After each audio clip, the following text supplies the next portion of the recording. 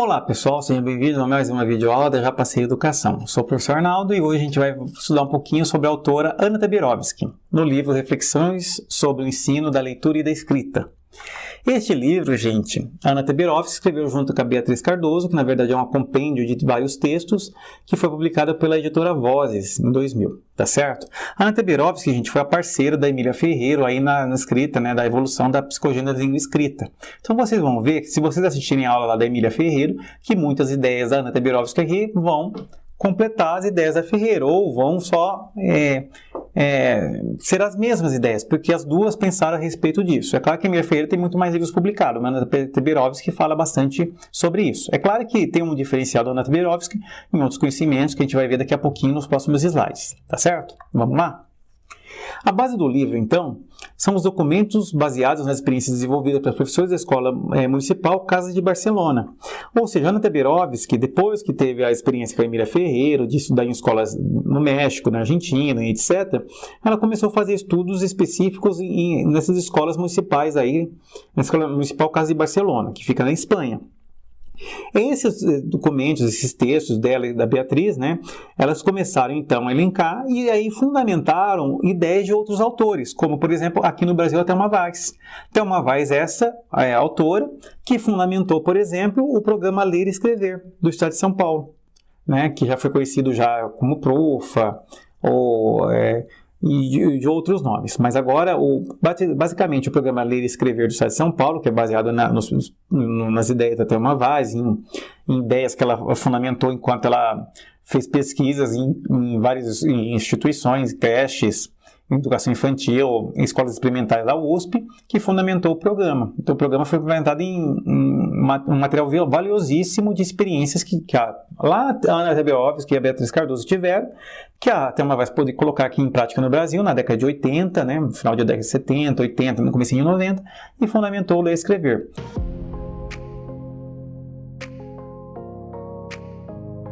O Ler e Escrever é matéria de referência na Rede Estadual de São Paulo. A Rede Estadual de São Paulo aqui, como currículo, ela usa o Ler e Escrever como um material obrigatório da rede. Algumas redes de ensino, em parceria com o Estado, adotaram também o Ler e Escrever por causa do currículo paulista, que depois foi incorporado nos currículos dos municípios. Então é importante que vocês entendam isso aí. Vai falar um pouquinho da importância da leitura, que a leitura, né, a gente sabe que a leitura acontece antes mesmo da criança saber ler e escrever. A criança já faz uma leitura de mundo, vai fazer uma psicoleitura, uma pseudoleitura, e é importante a leitura para as crianças bem antes na idade tenra, né? Então, por isso que é importante que as crianças leiam para os adultos leiam para os bebês, leiam o livro de banho, leiam em voz alta e faça também algumas perguntas para as crianças consigam entender os contextos de leitura. Isso vai dar uma visão de mundo para elas. Fala também da importância das fases de aprendizagens e das hipóteses de escrita, que as crianças não são tábulas rasas, as crianças elas têm ideias construídas ao longo da vida delas, e que essas hipóteses são sustentadas em cima de várias sustentações, e que as crianças, em geral, elas têm hipóteses muito parecidas, por isso que tem a psicologia da língua escrita, como as crianças imaginam ou como as construções são feitas, né? E a importância do estímulo ao mundo letrado, ou seja, as crianças já têm um certo contato com o mundo letrado, cabe à escola, ao professor, formalizar o contato disso para que as construções dos conhecimentos aconteçam de forma autônoma por parte da criança e uma forma lúdica, uma forma criativa, construtiva, certo? Bom, uma coisa que é importante dizer é que a Anna Taberovsky ela vai pegar partir da ideia da base do construtivismo. Tanto a Anna Taberovsky quanto a Emília Ferreiro elas foram discípulas de Piaget, elas tiveram a oportunidade de estudar com Piaget lá na Suíça. E o Piaget lá na Suíça ele falava muito da teoria do cognitivo. Opa, passei demais aqui. A teoria, né, cognitiva, como as pessoas pensam, como as crianças hipotetizam, né? A teoria da inteligência.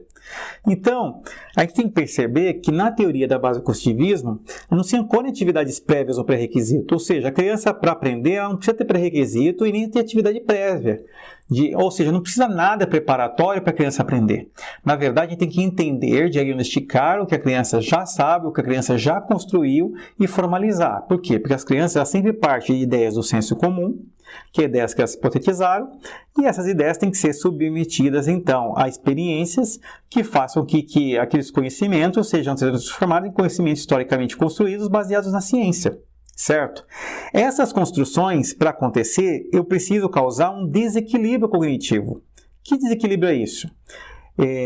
Eu preciso fazer com que a criança ela perceba que aquelas construções que ela vem traz de casa, aquelas construções de senso comum, elas não se encaixam em todas as situações. Então ela vai precisar desequilibrar e eu formulo novas ideias para ser formada. É por isso que não é atividade prévias, ou seja, de um monte de atividade motora, um monte de atividade de pontilhado, um monte de atividade de a criança decorar o alfabeto que vai fazer com que a criança ela construa o conhecimento. Ou, primeiro ensino todas as letras do alfabeto, depois eu junto as letras em sílabas, as sílabas depois eu junto em palavras, e isso vai formando frase e vai formando texto. Não é isso. Eu tenho que ter uma ideia e fazer com que as crianças tenham esse desequilíbrio para que as novas construções aconteçam. E nesse sentido, a gente tem que perceber que as aprendizagens elas acontecem em dois momentos, com as aprendizagens convencionais ou normativas e as não convencionais ou não normativas, que são aquelas que acontecem fora da escola, acontecem fora de intencionalidade que as crianças acabam aprendendo, seja por acomodação, que é uma ideia que ela tinha e aí caiu porque teve um desequilíbrio e formatou, ou um conhecimento novo, por assimilação, certo? E nesse sentido, a gente tem que entender que a leitura e a escrita e a linguagem oral não são desenvolvidas separadamente. Linguagem escrita, a leitura, a escrita, a leitura e a linguagem oral, gente, elas desenvolvem simultaneamente. Não tem como elas ser separadas. E são interdependentes desde a mais tenra idade. Mas a gente insiste ainda com práticas, ainda vê em escolas em 2020 que a criança já sabe falar, e o falar é automático. A criança vai aprendendo e tudo mais. Só que ainda acha que as crianças, quando chegam na escola, primeiro tem que aprender letra, para depois aprender sílaba, para depois falar palavras. Como se na linguagem oral a gente fizesse da mesma forma. A gente quando vai falar oi, papai, mamãe, a gente não fala P, P, A, papai, pá, papá. Não, a gente vai formando a linguagem baseado numa ideia.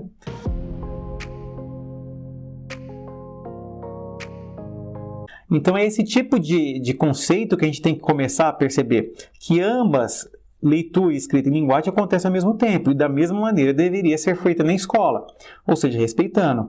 É por isso que na educação infantil a gente tem que trabalhar com textos com as crianças. Não que as crianças escrevam textos em caderno, gente. É leitura de textos, é a construção de textos coletivos, onde o professor escreve, as crianças constroem, de fazer perguntas de entendimento das crianças, de dar vários gêneros textuais para as crianças, escrever um bilhete, por exemplo, na lousa, e falar, ó, criança, tem um bilhete para a mamãe hoje, o bilhete está escrito isso. Para a criança entender que quando eu escrever uma outra forma, a criança fala, olha, o professor está escrevendo um bilhete. Escrever lista de palavras, trabalhar com nomes, trabalhar com receitas, etc.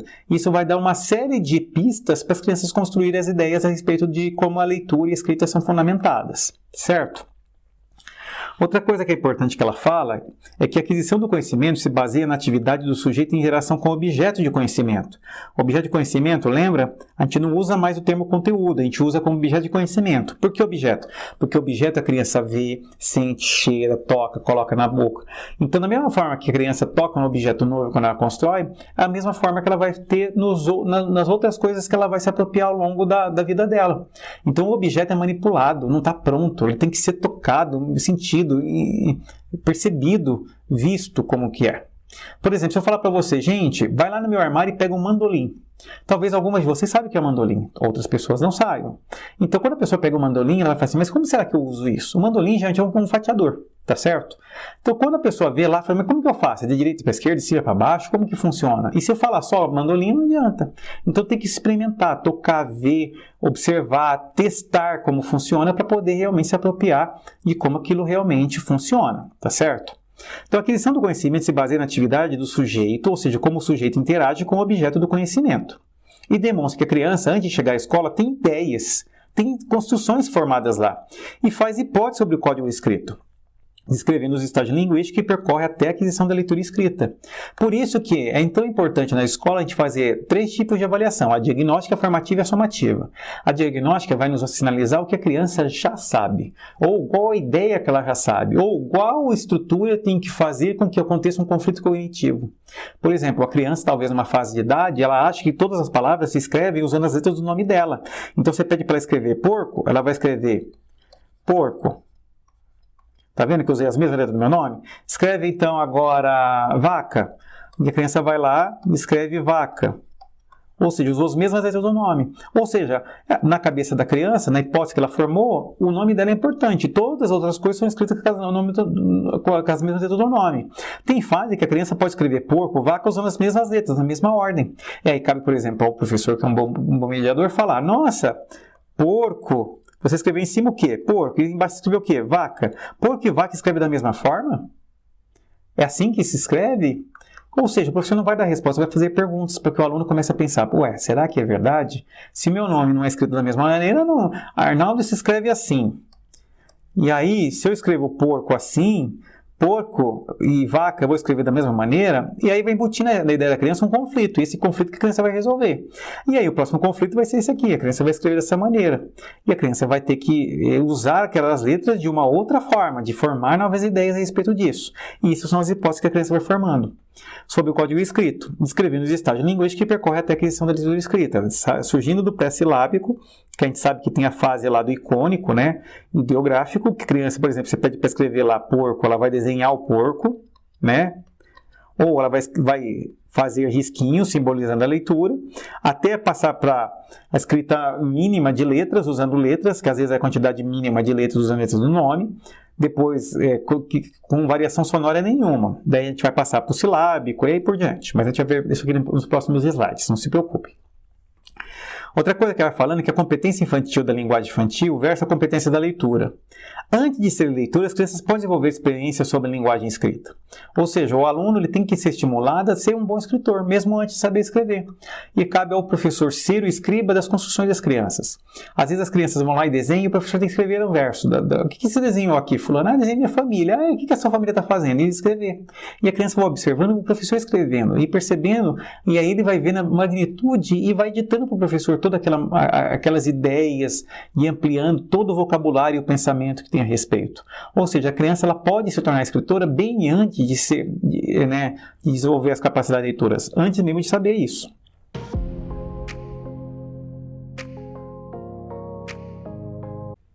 E uma coisa que é importante é que o aprendiz formula hipóteses a respeito do código. Então é importante saber as teorias da psicologia em língua escrita para saber exatamente as ideias que a criança tem a respeito de cada um desses aspectos, certo? No outro, fala um pouquinho da construção das hipóteses. A gente tem que perceber que a codificação e decodificação pública da palavra escrita ou linguagem icônica, ela não é a construção que a criança faz. A criança não faz por codificação e decodificação, ela faz por construção. Então, quando a gente faz lá o B com A, né, ba, be, bi, bobu, a gente está trabalhando um processo de codificação e decodificação. E quando, na verdade, né, baseado no símbolo, achando que isso aqui a criança vai saber, e não é isso. E ela afirma que até os 3 anos as crianças tentam entender como que é e para que serve a escrita, né? Ela vê os pais escrevendo, vê cartazes escritos, ela também quer entender. Então é por isso que é importante desde a creche entender a função da escrita. A gente escreve para colocar, por exemplo, os itens do lanche da merenda, a gente escreve para mandar um recadinho para a mamãe, a gente escreve para falar quem que é o primeiro da fila ou quem veio na escola, por exemplo, a lista de nomes. Então é importante que o professor dê esse monte de pistas para o aluno para como isso funciona. Quando o professor, por exemplo, escreve a rotina da sala lá de aula, né, a rotina do dia, rotina, desde que escreve lá, 1, entrada, 2, leite, 3, leitura. E aí o professor escreve, depois faz a leitura com as crianças, falando: olha, criança, aqui eu escrevi a nossa rotina, aqui é a entrada, depois a gente vai ter o momento do leite e o momento da leitura. O que o professor está ensinando para a criança aqui, né? O que o professor está mostrando para a criança?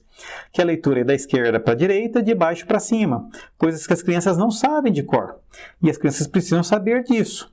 Então, entender como funciona a escrita, para que ela serve, são bases que têm que ser trabalhadas desde a educação infantil, para que a criança possa fazer construções pertinentes baseadas nessas dicas, nessas ideias, nesses conflitos que o professor possibilita. E a construção de formas de diferenciação, controle progressivo das variações sobre o eixo qualitativo e quantitativo também é importante. Entender, por exemplo, que a criança, quando ela está numa fase pré-silábica mais avançada, você pede para escrever porco, ela vai escrever porco, talvez ela use as letras assim. E você pede para escrever vaca, e as crianças escrevem vaca assim. Daí você pede assim: nossa, você usou as mesmas letras para porco e vaca, mas por que porco e vaca é escrita diferente? E a criança vai falar: mas porque são bichos diferentes.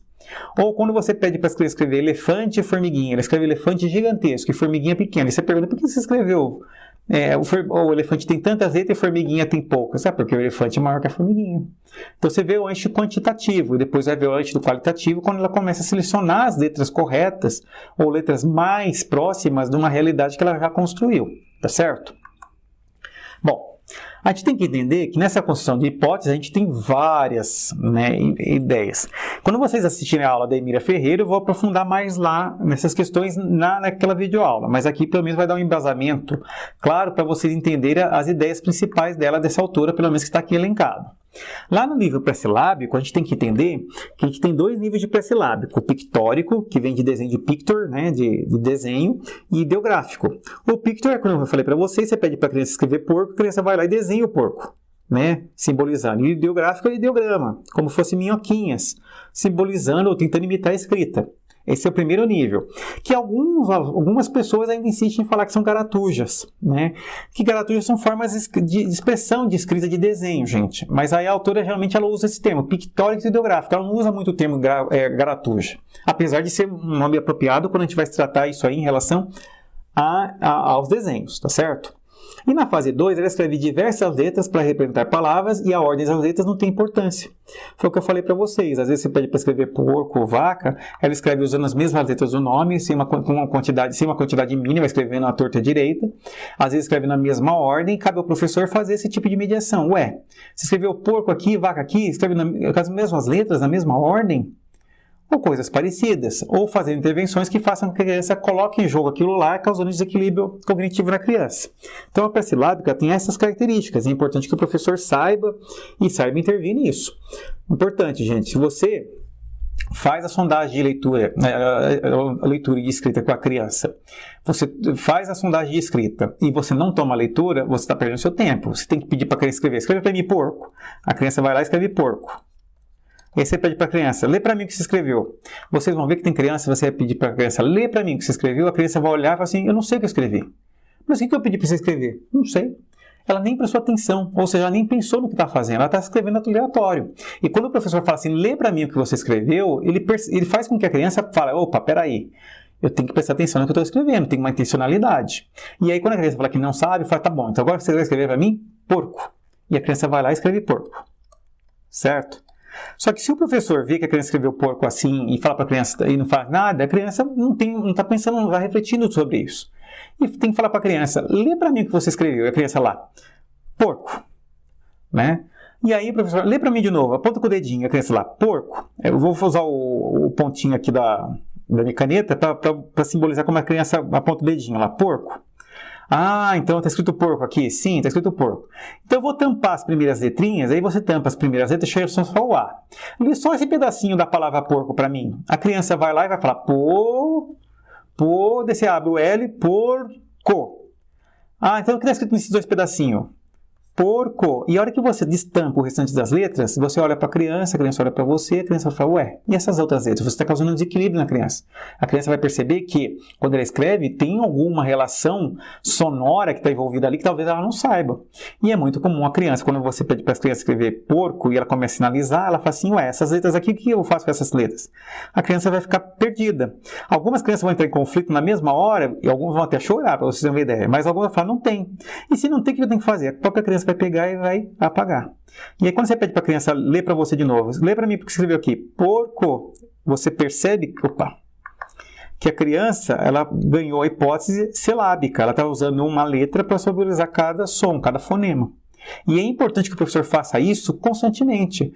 E a gente tem que lembrar que a sondagem não é só um instrumento para você mostrar para o seu coordenador, para o seu diretor, para o sistema de ensino, tem que ser uma sondagem que faz com que a criança reflita isso. Então, a sondagem tem que ser feita com frequência, principalmente aqueles alunos que você percebe um avanço um pouquinho mais lento, para que ele possa refletir, pensar e perceber que quando ela escreve com uma intencionalidade em cima, certo? A fonetização da escrita, quando aparecem suas contribuições de sonorização, é iniciada pelo período silábico e termina no alfabético, né?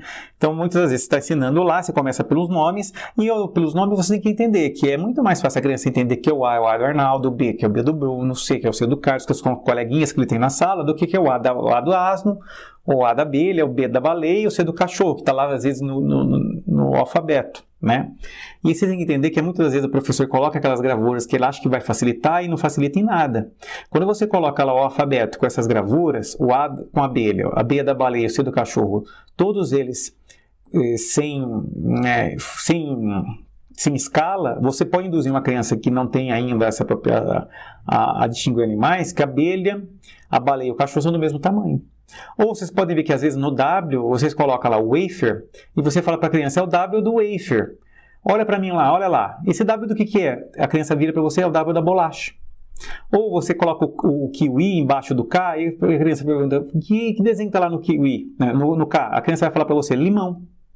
Ou seja, ela usa outros argumentos que, em vez de ajudar, vai atrapalhar a reflexão que a criança tem que fazer em cima, certo? Mas aí, vocês vão ver que com o tempo, quando você pede para escrever, por exemplo, bode, a criança vai escrever bode.